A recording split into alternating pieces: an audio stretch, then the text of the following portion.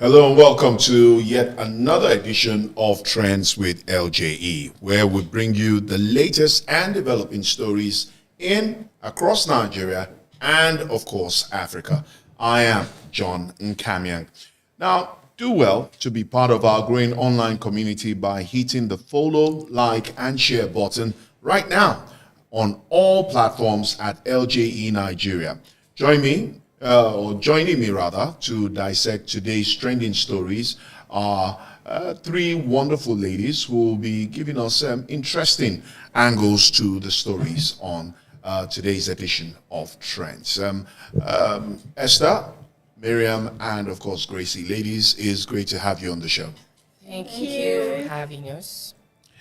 Right, let's quickly run through our headlines for this edition of Trends.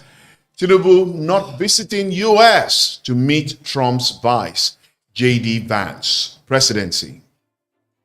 Beware, U.S. government doesn't want you in 2027, Apostle Ayodele tells Tinubu.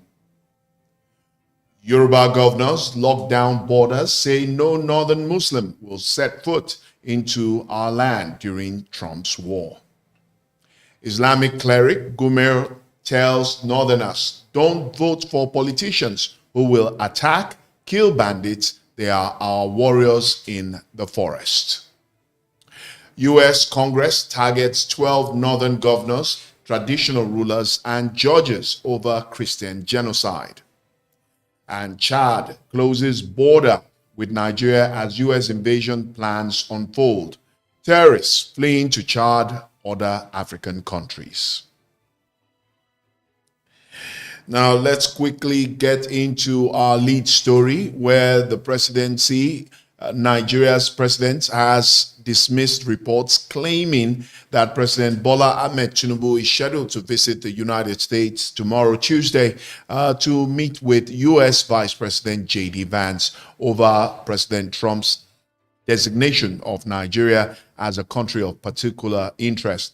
Now, the senior special assistant to the president on media and publicity, Temitope Ajayi, in a post on his X handle on Monday, denied the report, describing it as fake news. You would recall earlier reports that had suggested that Daniel Bauer, special advisor to the president on policy communication, disclosed the planned meeting in a statement on Sunday. Well, let's get to see Daniel Bauer speak on President Trump's designation of Nigeria as a country of particular concern.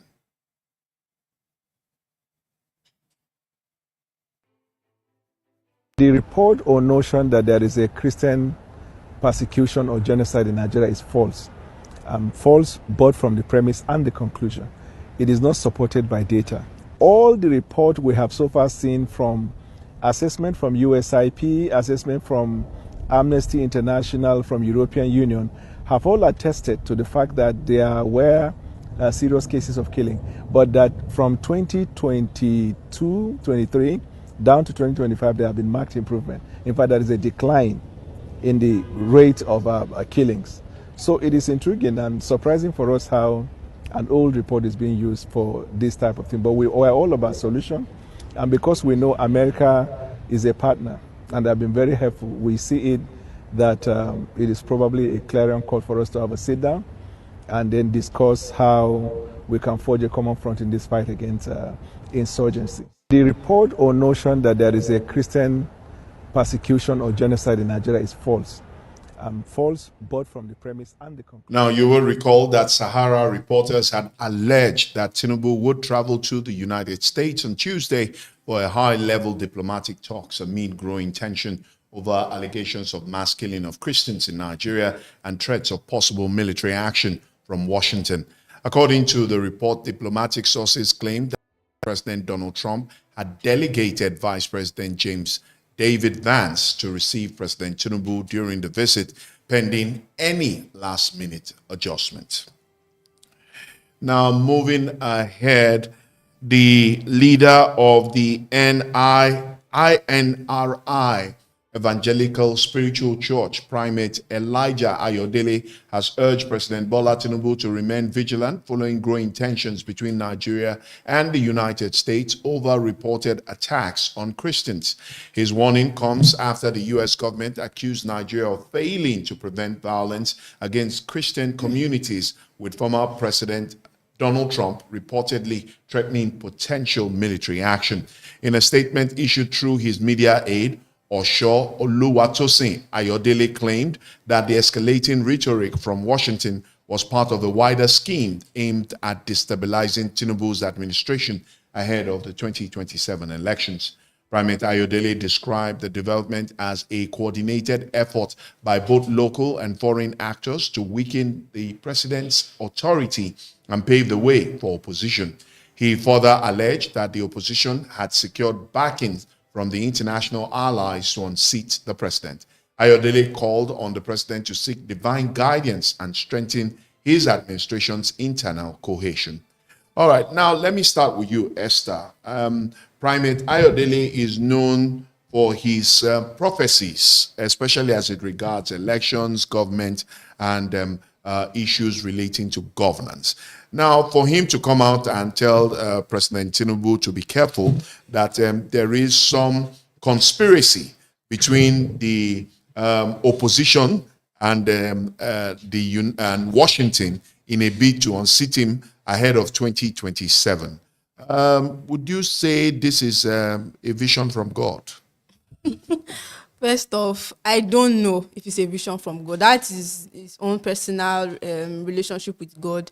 But what I can say is he more concerned about President Tinubu's administration? Yes, is he more concerned about President Tinubu's administration or what is actually going on in the country currently? That is just my question to him. Is he more concerned about that? There are enough evidence about these killings going on across Nigeria. And what he is concerned about is Tinubu coming 2027. There's a plot to not make him come. I don't. Gracie, now one would have wondered that for somebody who is a Christian primate, that his concern would have been more about the lives that have been lost and the fact that the U.S. is talking about defending Christians in Nigeria. But instead, his body language suggests some kind of alignment. He cares more, in the words of Esther, about the government of President Bola Tinubu. How do you react to this? I would say this sounds more like a political prophecy. Political prophecy? Yes, than policy issue. Because we have so many things going on in Nigeria today. At least they should be talking about the good governance, credibility, more things to talk about in Nigeria, not prophesying that Tinubu, they don't want Tinubu to win. Even me, 2027, I don't even know who I'm voting for. So they should focus on what is happening in Nigeria today. At the moment. At the moment, not saying that they don't want them to win, because we don't even know what tomorrow will bring to Nigeria. So why not focus on what is happening than saying they don't want Tinubu to win? How will the international bodies, what would be their perception about Nigeria government? So that is it. They should focus on what is happening and leave 2027 alone. So, Apostle Ayodele, please be calming down, because we are not talking about what will happen the next year. We are talking about the present. So let's face the reality. That's all. Okay. Miriam, how do you react to all of this? The thing is, many a times, most of these so-called man of God prophets, when they speak, I'll be wondering, are these ones really called, or they call themselves? Are they called by God, or they call themselves? You're in a country, people are dying, people are losing their lives. And instead of you to lend a voice, what you're saying, what you care about is the current president that is doing nothing for we Nigerians. You're concerned about him winning the next election. Why? When people are dying, people are suffering. You're okay. Have you told this president to seek God's guidance or God's counsel in the way to rule Nigeria, in the way to lessen stress for people, to lessen pain for people. No, but you're there now telling him he should seek the face of God to help him win the election coming.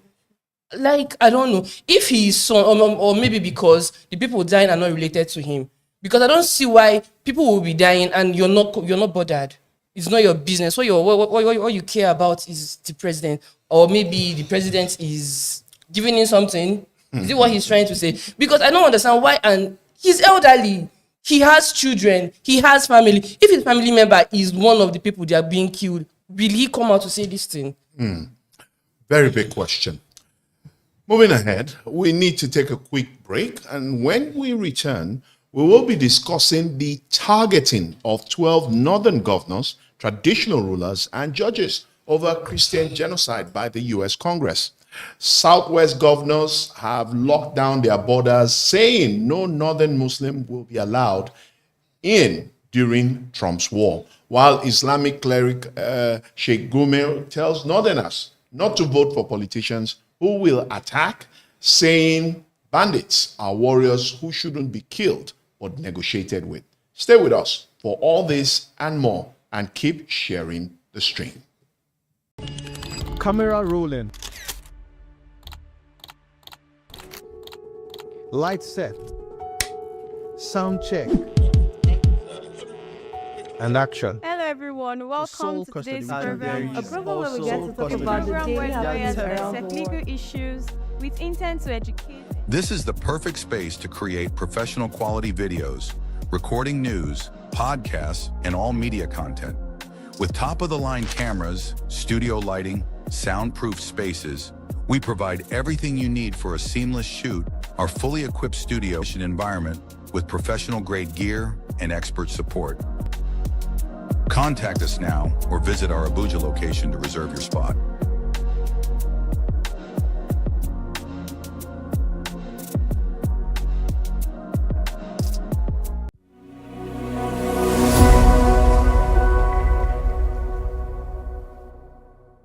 Thanks for staying with us. It's still trends with LJE, and moving ahead in a shocking move, Yoruba governors or Southwest governors have ordered the immediate closure of all borders linking the Southwest to northern Nigeria. The decision, according to insiders, is to prevent suspected Muslim fighters from the north from invading Yoruba land during the alleged U.S. invasion plan led by President Donald Trump. Now, security reports claim northern extremists are already mobilizing to infiltrate the south, prompting the governors to take swift action. Now, moving ahead to other developments or related developments, where we hear that in controversial Islamic cleric Sheikh Ahmed Gumel has warned northerners against voting for politicians who won't grant amnesty to bandits wreaking havoc across the region. According to the cleric, bandits are warriors who shouldn't be killed but negotiated with. The Islamic cleric disclosed this during one of his recent sermons. Gumel is known for visiting bandits in the forest in an attempt to negotiate a peace deal with them. The controversial Islamic cleric had met with some suspected terrorists in the forest of Zamfara and Kaduna states. Now, Gracie, let me start with you. How do you respond to the fact that Sheikh Gumel, very controversial figure, some have said he should have been fingered in the quest to fighting banditry and kidnapping, especially across most parts of the north. But he continues to be a vocal voice for kidnap kingpins, terrorists, and bandits in the north. And as he has been quoted as saying, they should not be killed or arrested, but that they should be negotiated because they are warriors for the north in the forest. How do you react to this? I think this statement, let me say, is troubling because this will bring like a national threat to Nigeria, because leaders are supposed to protect citizens, not creating or not saying all these things he's saying. So I see that it's very wrong, because we are supposed to unite. We are supposed to unite together, not bringing separation to the country, because this thing he's saying now will bring insecurity instead of to secure Nigeria. It's going to bring security. So I think what he's saying is very wrong. Miriam, I mean, the man is saying bandits are forest warriors or warriors in the forest. How do you react to Sheikh Gumi's position? In fact, going to the extent of telling people not to vote for any politician that does not grant bandits amnesty.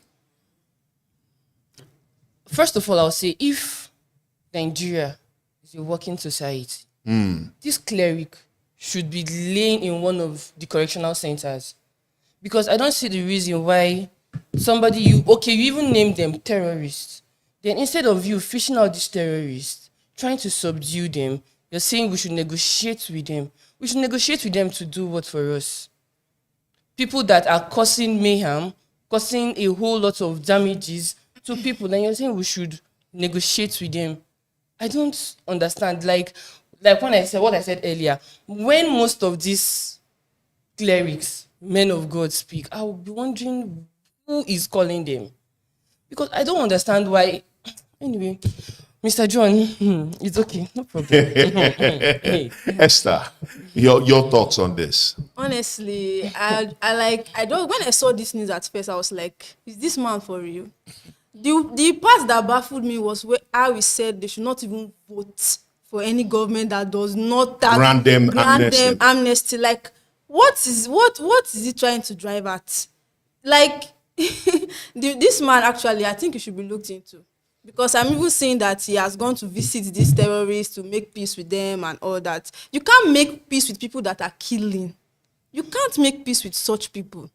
They are supposed to be arrested and taken to prison. That is the only action. They're supposed to face the full wrath of the law. Exactly. We are here saying that we don't know who is sponsoring these terrorists. And I think we have somebody already. He should be questioned. DSS should go after this man, bring him out and question him. Because you cannot be making such statements if you don't know where these people, who is sponsoring them, or where their might is coming from. DSS should pick this man up and question him. I think he has a whole lot of answers, a whole lot of questions, to answer. Exactly. Yes. All right, moving ahead. 12 northern governors, prominent traditional rulers, and senior judges are at the center of a looming diplomatic storm as the United States Congress consider a bill that could impose sweeping sanctions on them for alleged complicity in what American lawmakers describe as a Christian genocide and systemic persecution under Nigeria's Sharia and blaspheming laws. Now, the controversy erupted following U.S. President Donald Trump's designation of Nigeria as a country of particular concern, CPC, over mass killings of Christians, and his directives to